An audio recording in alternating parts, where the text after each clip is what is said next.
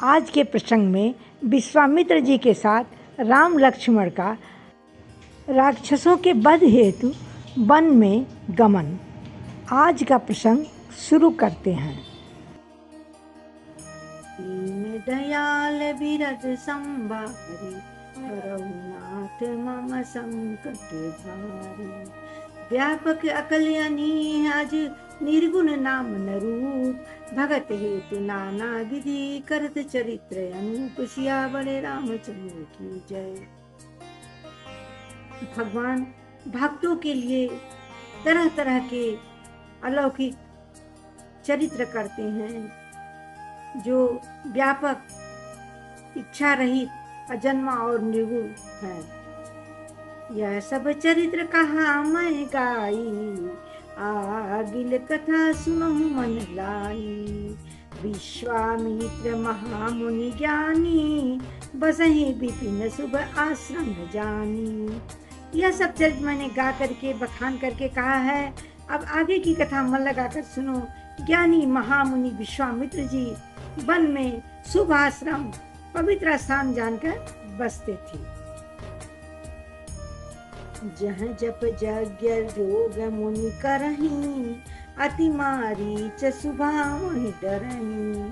देखत यज्ञ निशाचर धामहि, करहीं उपद्रव मुनि दुख पावहीं। वे मुनि जप यज्ञ और योग करते थे, परंतु मारीच और सुबाहु से बहुत वो डरते थे। यज्ञ देखते ही राक्षस सब दौड़ पड़ते थे और उपद्रव मचाते थे। इससे मुनि बहुत घबरा जाते थे और बहुत ही दुख पाते थे। कभी यज्ञ पूरा नहीं हो पाता था।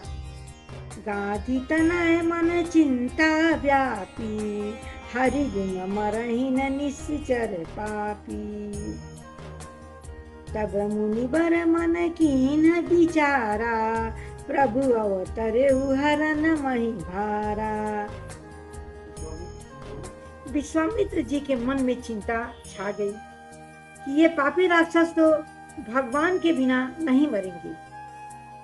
तब श्रेष्ठ मुनि ने मन में विचार किया, अरे भगवान तो प्रकट हो गए हैं, जन्म ले लिए हैं, अवतार ले लिए हैं। तो मुनि ने मन में विचार किया कि प्रभु ने तो पृथ्वी का भार हरने के लिए अवतार ले लिया। यहूँ मिस देखो पद जाई, करी बिनती आनऊ दो भाई। ज्ञान विराग सकल गुण ऐना, सो प्रभु मैं देखब भरी नैना। और वे इसी बहाने जाकर मैं उनके चरणों का दर्शन भी करूंगा और विनती करके दोनों भाइयों को ले आऊंगा। जो ज्ञान वैराग्य और गुणों के धाम है, उन प्रभु को मैं नेत्र भर के देखूंगा।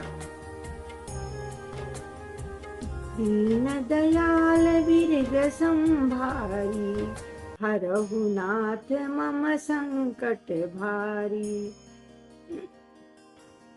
बहुविध करत मनोरथ, जाग लागी नहीं बार। करी मंजन सरोजल गए भूप दरबार। बहुत प्रकार से मनोरथ करते हुए जाने में देर नहीं लगी। सरयू के जल में स्नान किए और राजा के पास उनके महल में पहुंच गए। मुनि आगमन सुना जब राजा, मिलन गयो ले विप्र समाजा।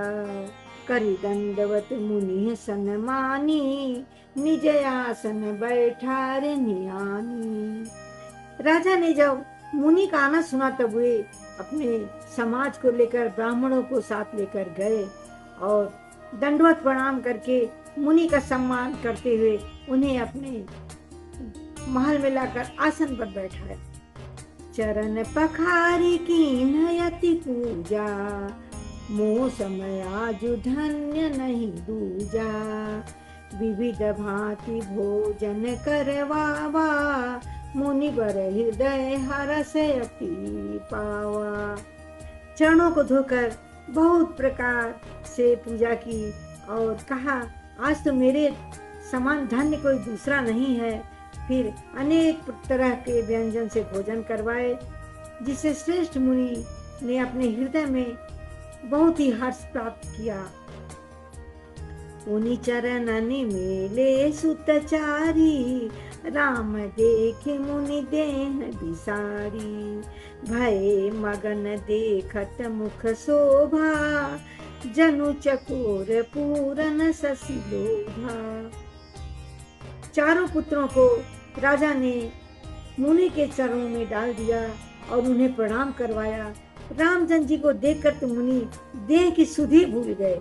वे रामचंद्र जी की मुख की शोभा ऐसे देखते ऐसे मगन हो गए जैसे मानो चकोर पूर्ण चंद्रमा को देखकर लुभा गया हो। तब मन हरषि बचन कहराऊ, मुनि असे कृपान कीन्हु काऊ। यही कारण आगमन तुम्हारा, कहूँ सो करतन लावहु बारा। जब राजा ने मन में हर्षित होकर के ये वचन कहे, हे मुनि, इस प्रकार कृपा तो आपने कभी नहीं की थी, आज किस कारण से आपका आगमन हुआ, कहिए, मैं उसे पूरा करने में देर नहीं लगाऊंगा। असुर समूह सतावहि मोहि, मैं जाचन आयहूँ नृपतोहि। अनुज समेत देहु रघुनाथा, निश्चर बध मैं होब सनाथा। मुनि ने कहा, हे राजन, राक्षस बहुत परेशान कर दिए हैं, इसलिए मैं तुमसे कुछ मांगने आया हूँ। छोटे भाई सहित रघुनाथ जी को मुझे दे दो। राक्षसों को मारे जाने पर मैं सुरक्षित हो जाऊंगा। दीन दयाल बिरद संभारी, हरहु नाथ मम संकट भारी। देहु भूप मन हर्षित, तजहु मोह अज्ञान। धर्म सुजस प्रभु तुमको, इन कह अति कल्याण। सियावर रामचंद्र की जय।